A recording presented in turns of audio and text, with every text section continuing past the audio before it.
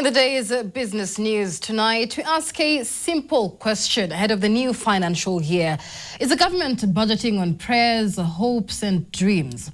While the official estimates paint a picture of a thriving economy and shrinking deficits, a growing chorus of experts like the Institute of Public Finance warn of a dangerous optimism bias.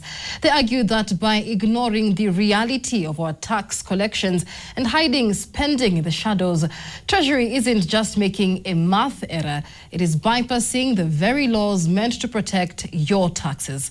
Tonight, NTV's Sylvia Kathoni goes behind the curtain of the parallel budget.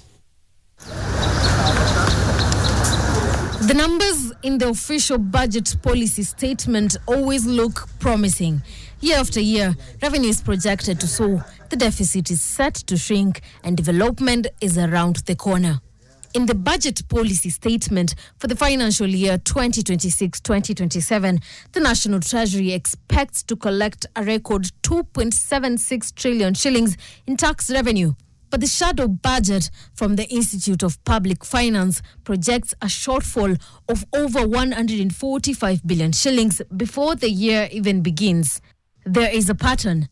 Last year, by the halfway mark, the government was already staring at a 111 billion shillings deficit. As it is, it presents typically the chicken and egg situation. Which came first? Is it the revenue that is formulated first and foremost before it got to the spending, or is the other way around? So that's typically what's at play.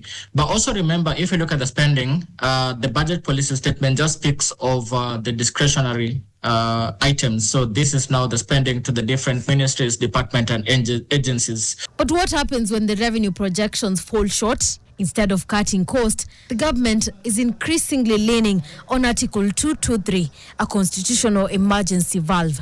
What was meant for emergencies is now being used for routine office tea and salaries. It's becoming like a broken record right now. The misuse of Article 223. So it needs stakeholders to really be emphatical around this clause of the Constitution, so as to be able to ensure that we have minimal abuse of this particular phrase of the Constitution. With the most recent adjustment in Supplementary 1 of about 287 billion increase in national government budget. So we need to ask ourselves, what happened between July, when we started implementing the budget, and March that has necessitated an increase of 287 billion in our budget. Now, as we approach the general elections 2027, the pressure to budget on hopes remains very high. Sylvia Kathoni, NTV, Nairobi.